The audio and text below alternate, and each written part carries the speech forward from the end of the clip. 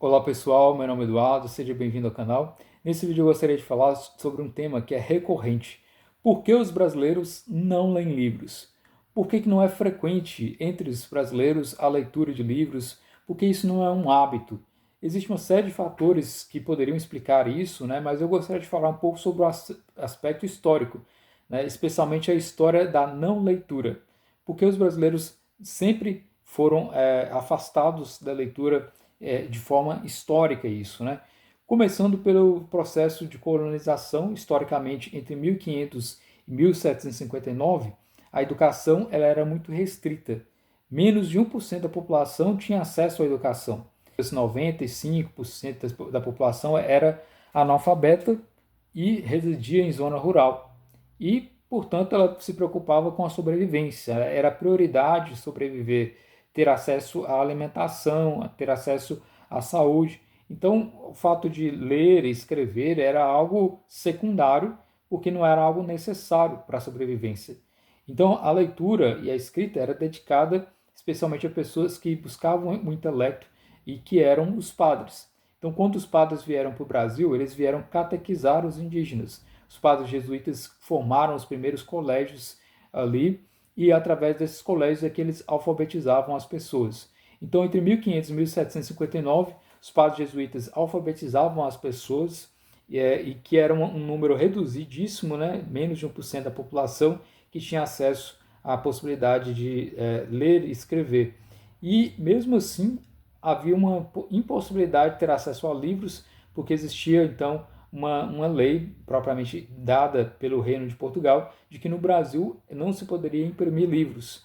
Então o acesso era muito restrito e quem tinha a leitura propriamente dita eram os homens brancos e que tinham poder aquisitivo, entre 1500 e 1759. Depois disso, o Marquês de Pombal ele expulsou os jesuítas do Brasil e fez com que as poucas escolas que existiam fossem fechadas.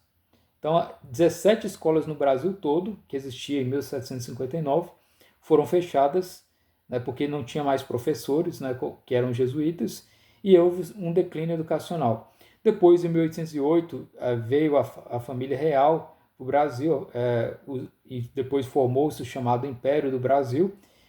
Houve uma certa atenção aqui, porque as pessoas que vieram de lá trouxeram a imprensa, poderiam então imprimir jornais, imprimir livros, etc.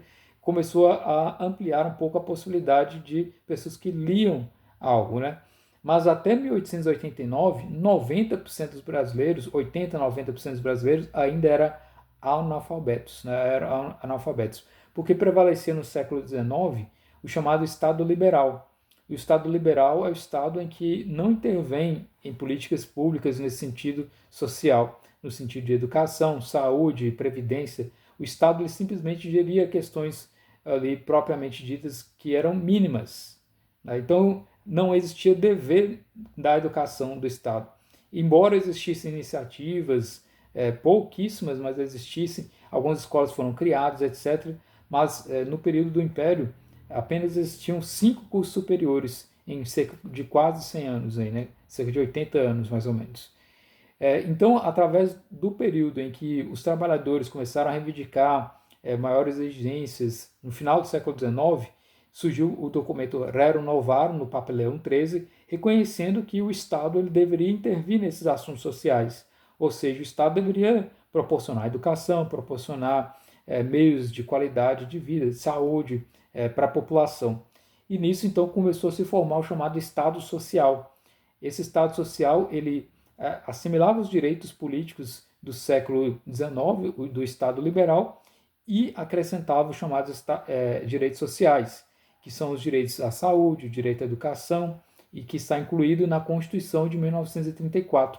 Então veja que só se tornou um dever do Estado, ou seja, só iria se reservar um pouco ali do aspecto financeiro para poder construir escola, para pagar professores, etc., a partir de 1934. E mesmo assim, com muita dificuldade, com muito trabalho, muito empenho de várias pessoas para que essa educação pudesse ser implantada, criar escolas públicas, etc., né? E então a Constituição de 34 dizia então que a educação ela era um dever da família de ministrar ali a educação e também dos poderes públicos, né? E era então um direito. Então, educação só se tornou direito em 1934. Nisso, então, começou a existir uma série de políticas públicas para promover aí a educação, começar a criar escolas e tudo, e isso foi reduzindo o analfabetismo no Brasil. Em 1940, 56% das pessoas no Brasil eram analfabetas. Depois existiu na década de 70 o chamado êxodo rural. As pessoas, em grande maioria, até então viviam em zona rural e buscavam a sobrevivência, como eu já mencionei. A prioridade da leitura era pouquíssima, né? Porque existia a necessidade de sobrevivência. Então, chegando na cidade, essas pessoas tinham que procurar então um emprego. Então, elas encontravam esse emprego, trabalhavam então 8 horas, chegavam em casa cansados e adquiriam então uma televisão. Ligavam a televisão e ficavam ali no entretenimento. Então, o entretenimento no Brasil, ele sempre foi visto através da rádio, através das músicas, né, e através da televisão. A leitura ela não foi vista como entretenimento entre os brasileiros, salvo alguns casos raríssimos, né, dentro aí da população que eu já mencionei, né, até 1889, cerca de 80% das pessoas não sabiam ler. Então, entre 10% da população que sabia ler, menos da metade desses 10% lia livros como uma forma de entretenimento. E essa é a nossa história, né? Então, em 1970, através do êxodo rural, essas pessoas, então, tinham esse meio de vida, né? Trabalhar quase o dia inteiro, assistir televisão. Surgiu, então, o chamado Mobral, que em 1967 foi instituído, mas que foi sendo aplicado em 1971. Mobral é o Movimento Brasileiro de Alfabetização, buscando, então, educar as pessoas em letras, né? E mesmo assim, educar no sentido de saber ler não significa que essas pessoas iriam se tornar leitores. Simplesmente que elas saberiam ler, mas não quer dizer necessariamente saberiam entender a mensagem no texto. Em 1980, 25% da população brasileira não sabia ler. Então veja que é um número altíssimo, né? E o restante, né, mais da metade do restante, não tinha capacidade de ler e entender o texto. Então, ainda permaneceu algo reduzido a poucas pessoas a leitura de livros como forma ali, de entretenimento, leituras de livros para se tornar mais instruído. Menos de 10% na década de 80, né? Então, ocorreu também uma série de políticas, então, e também crises econômicas nesse período da década de 80 e 90. E essa série de políticas públicas voltadas para a educação incentivou a leitura, né? Incentivou aí com que as pessoas se tornassem mais educadas, mas não se tornou eficaz porque já existia todo esse histórico dos pais que vinham da zona rural, já analfabetos, ou mesmo sabendo apenas ler e escrever e assinar o nome, e aí ocorreu essa série de políticas públicas. Nós chegamos então em 2000 com cerca de 13% de analfabetos no Brasil. Então veja que é basicamente isso. A educação no Brasil é algo muito recente, né? Da década de 80 em diante.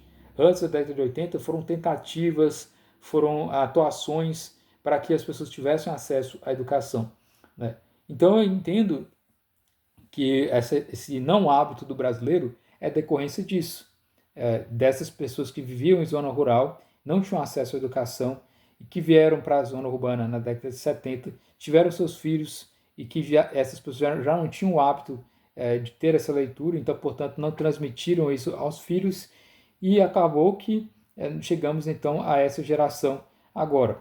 E como a internet ela toma o espaço da televisão, as pessoas então vão assistir vídeos, vão se entreter com a internet de uma forma geral e não buscam a leitura porque entendem que o entretenimento são os vídeos, são acesso a esses conteúdos e a leitura para entretenimento ela é deixada de lado muitas vezes, se tornando então algo para uma minoria e permanecendo ainda sendo parte aí daquelas poucas pessoas que gostam de ler, né?